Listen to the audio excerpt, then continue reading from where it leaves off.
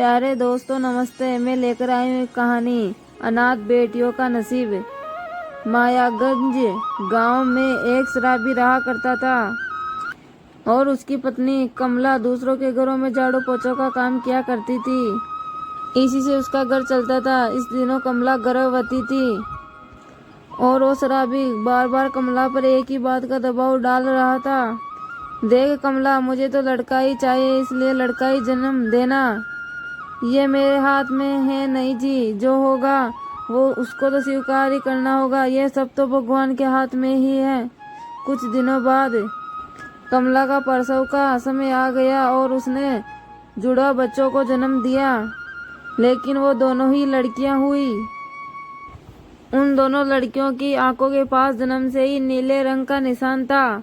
उसे देखकर लगता था कि ईश्वर ने ये निशान उनको दिया है।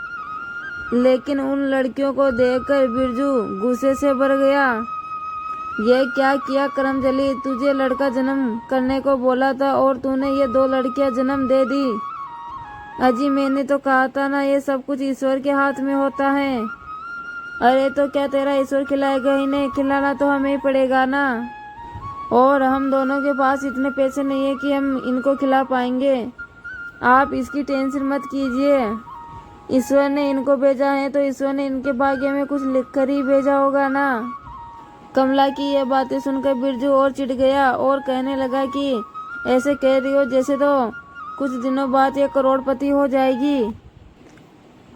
अरे ये रिक्शे वाले की बेटी है और ये वही रहेगी। अरे समय किसने देखा है जी, समय तो बदलता रहता है। बिरजू लड़कियों के आने के बाद समझ रहा था कि उन लड़कियों के आने के बाद कमला उनको शराब के पैसे नहीं दे पाएगी, उन बच्चियों पे खर्च हो जाएंगे। कमला कहती हैं कि इन लड़कियों के नसीब में जरूर कुछ लिखा होगा। ईश्वर ने इन लड़कियों के नसीब में क्या लिखा है ये तो मुझे पता नहीं, लेकिन मैं इन लड़कियों के नसीब में जरूर कुछ लिखने वाला हूँ। एक रात जब कमला गहरी नींद में थी तो बिरजू ने उन लड़कियों को उसके पास से उठा लिया और जंगल में ले गया और बोलता गया कि इनको जंगल में छोड़ आऊंगा, वहाँ इनको जंगली जानवर खा जाएंगे। एक पिता अपनी संतान का रक्षक होता है, लेकिन बिरजू तो नाम का पिता था। उसमें प्रेम नाम की कोई चीज नहीं थी। शराब ने उसे पत्थर दिल बना दिया था। काली घनी रात में बिरजू जंगल पहुंचा। जंगली जानवरों की आवाज भी उससे आ रही थी। जंगली सियार रुक रुक के बोल रहे थे, जल्दी मुझे यहाँ से निकलना होगा, कहीं मुझे ये जंगली जानवर उनका शिकार ना बना ले। उस भयानक जंगल में डर तो उसे भी लग रहा था, लेकिन वो डर इतना बड़ा नहीं था जितना उन लड़कियों के लिए था और उसे शराब न मिल पाने का था। घने जंगल में एक पीपल के पेड़ के नीचे अपनी दोनों बच्चियों को रख दिया। वो बेचारी लड़कियां रोए जा रही थी, लेकिन उसको इस बात की कोई परवाह नहीं थी।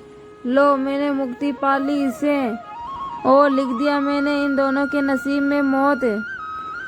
बिरजू ने अपनी लड़कियों को जंगली जानवरों के शिकार के लिए तो रख दिया था, लेकिन उसे ये पता नहीं था कि मौत और जीवन इंसान के हाथ में नहीं होता।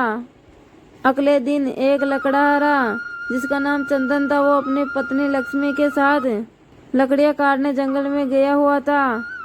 तभी उसे उस बच्चियों की रोने की आवाज सुनाई दी। उसकी पत्नी ने बोला, अजी ये बच्चियों की आवाज यहाँ कहाँ से आ रही है।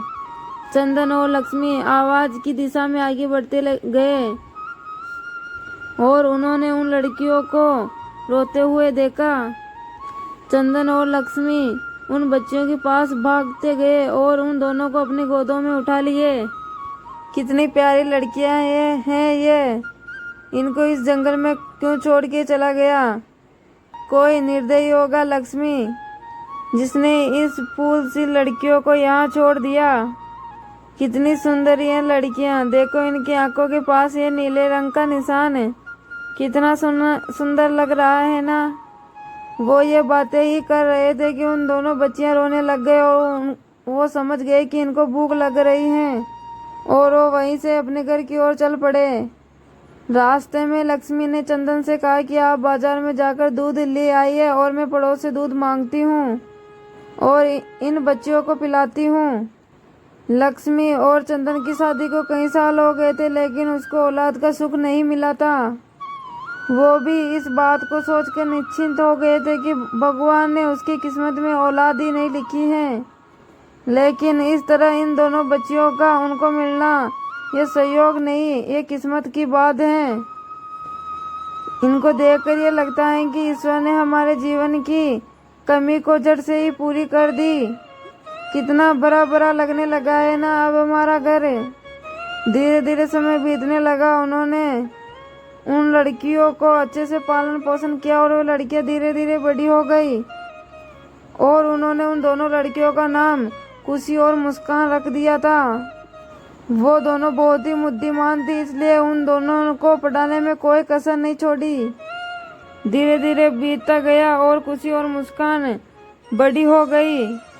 आज खुशी और मुस्कान दुनिया में सबसे बड़े हॉस्पिटल में सबसे बड़ी डॉक्टर हैं और ये अस्पताल भी उन्होंने अपनी मेहनत से खड़ा किया है। आज लक्ष्मी और चंदन भी बड़े से आलीशान मकान में रहते हैं। लक्ष्मी, हमने तो कभी सोचा भी नहीं था कि हमें जंगल में मिली ये दो लड़कियां हमारे भाग्य बदलने के लिए आई है। हाँ जी, आज इनके साथ साथ शहर के सभी लोग हमें भी जानते हैं।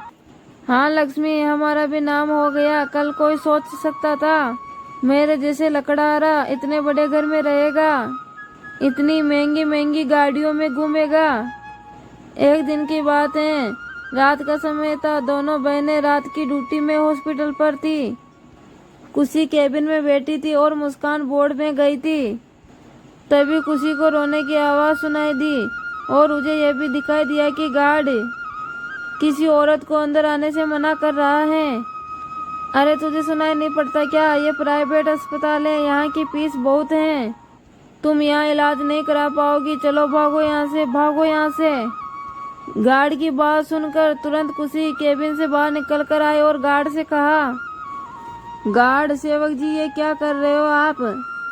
क्या हमने अपने हॉस्पिटल में ऐसे नियम बनाए हैं क्या कि यहाँ पे कोई गरीब अपना इलाज नहीं करवा सकता? खुशी की बात सुनकर गार्ड ने उनसे माफी मांगी और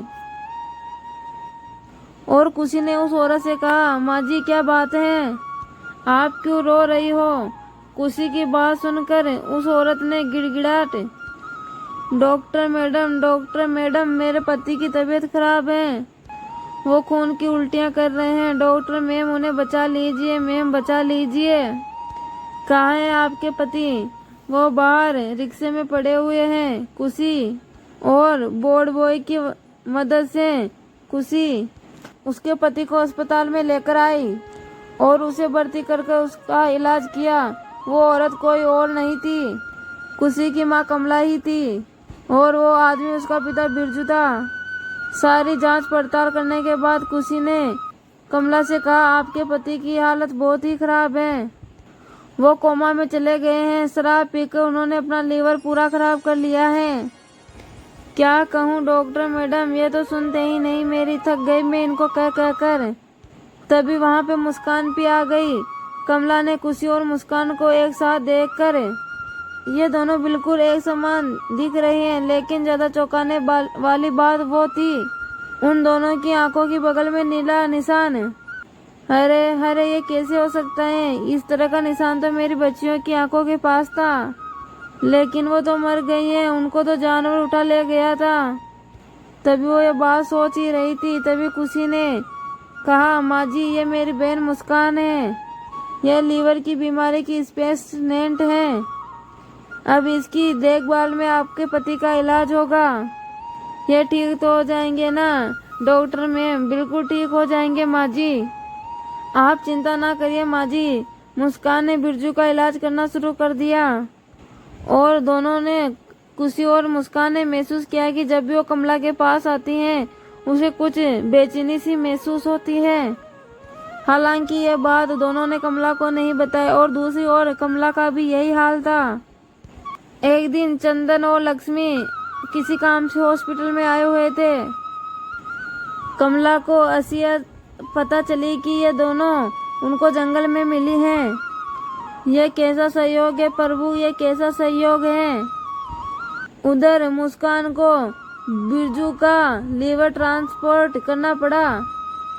मुस्कान की मेहनत से वो बिल्कुल ठीक हो गया। जिस दिन उसका डिस्चार्ज होने वाला था उस दिन उसकी पहली मुलाकात दोनों बहनों से हुई। उन्होंने भी जब उनकी आंखों के पास वो निशान देखा तो चौंक गया और कमला ने उसको बताया कि यह इनके माता पिता को जंगल में मिली थी। तब वो फूट फूट कर रोने लग गया। कमला, ये हमारी ही बच्चियां हैं, इनको मरने के लिए मैंने जंगल में छोड़ आया था। किस्मत का खेल देखो, ये दोनों ना बची गई, सिर्फ ये आज मेरी जान भी बचा ली। मैंने सोचा था कि मैं इन दोनों को जंगल में मरने के लिए छोड़कर इनके भाग्य में मौत लिख दिया है, लेकिन तू सही कहती थी कमला, ईश्वर ने सबके भाग्य में कुछ न कुछ लिखकर जरूर भेजा है और उसका बदलना इंसान के हाथ में नहीं है। रोते रोते कहता रहा, इंसान के हाथ में नहीं है कमला, इंसान के हाथ में नहीं है कमला। खुशी और मुस्कान को भी सारी असलियत का पता चल गया था।